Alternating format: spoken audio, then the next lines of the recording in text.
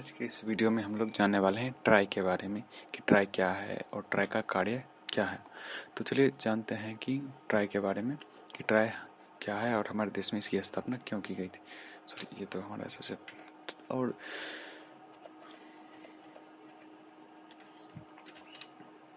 Try about try. तो try के बारे में जानते हैं। ट्राई का फुल फॉर्म होता है telecom regulatory authority of India. देख सकते हैं यहाँ पे try telecom regulatory authority of India. और इसकी स्थापना कब की गई थी और क्यों की गई थी। तो भारत में दूरसंचार के क्षेत्र के लिए एक नियामक संस्था है।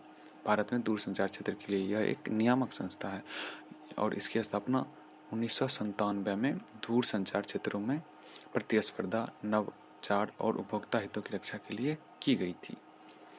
तो चलिए अब आगे देखते हैं ट्राई के मुख्य कार्य क्या क्या है। मतलब ट्राई के क्या क्या कार्य हैं। ट्राई का पहला कार्य है दूरसंचार सेवाओं के लिए नियम और मानक तैयार करना। दूरसंचार सेवाओं के लिए नियमक और मानक तैयार करना। और दूसरा है दूरसंचार ऑपरेटरों के लिए लाइसेंस और अनुमति देना।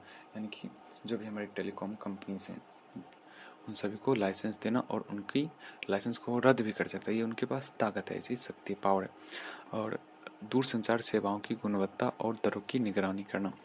यानी कि टेलीकॉम कंपनी जितनी भी हैं वो हमें जो सर्विसेज दे रही हैं वो अच्छी हैं, ख़राब हैं, क्या है, उन सभी की ये निगरानी करती हैं। उनसे क्या किसी भी प्रकार की हानि तो नहीं हो रही है उनके द्वारा दी जाने वाली सर्विसेज से। ये सारा काम ट्राई का है। और उपभोक्ता शिकायतों का निपटान करना, यूजर्स की शिकायतों का ये निपटान भी करती है। और दूरसंचार क्षेत्र में नवाचार और अनुसंधान को बढ़ावा देना। जैसे कि अगर टेलीकॉम कंपनी के लिए इन्होंने कोई नियम लागू किया और वो उसमें अनुसंधान कर सकते हैं, उसके नियम को बदल सकते हैं, ये इनके पास अधिकार है। देखते हैं ट्राई की शक्तियाँ। ट्राई की क्या क्या शक्तियाँ हैं। दूरसंचार ऑपरेटरों पर जुर्माना लगाना। अगर कोई दूरसंचार यानी टेलीकॉम कंपनी कोई भी गलत कार्य कर रही है, मतलब किसी प्रकार से इनलीगल कार्य यानी जो भी नियम शर्तों को पालन अगर नहीं करे तो उन पर जुर्माना लगा सकती है। दूसरा है लाइसेंस और अनुमति रद्द करना। अगर कोई टेलीकॉम कंपनी नियम के विरुद्ध कार्य कर रही है तो उनका लाइसेंस रद्द भी कर सकती है। दूरसंचार सेवाओं की दरों को नियंत्रित करना। उसके बाद उपभोक्ता हितों की रक्षा करना, मतलब उपभोक्ता यानी यूजर्स की हित यानी उनके अधिकारों का रक्षा करना, ये भी ट्राई का ही कार्य है। ट्राई के नियम। ट्राई के जो नए नियम इसने हाल फिलहाल में यानी कि 23 तारीख यानी सोमवार को उसने एक नए नियम का ऐलान किया, जिसमें क्या बताया गया देखते हैं।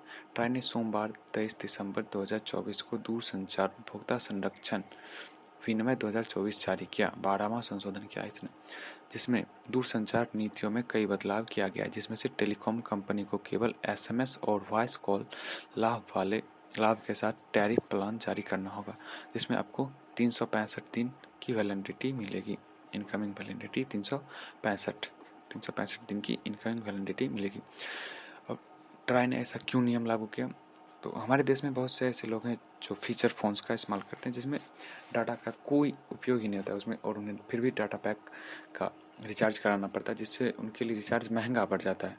इसी को देखते हुए ट्राई ने यह नियम लागू किया और यह नियम मेरे ख्याल से 23 जनवरी 2025 तक लागू कर दिया जाएगा। 23 जनवरी 2025 से मुझे लगता है कि ये प्लान चालू भी हो जाएंगे। टैरिफ ये जितने भी हैं वॉइस और एसएमएस कॉल्स के, सिर्फ एसएमएस और वॉइस कॉल वाले प्लान मुझे लगता है 23 जनवरी 2025 से चालू कर दिए जाएंगे। तो आज के वीडियो में बस इतना ही। तो उम्मीद करता हूँ कि आप लोग अपने घरों में स्वस्थ होंगे।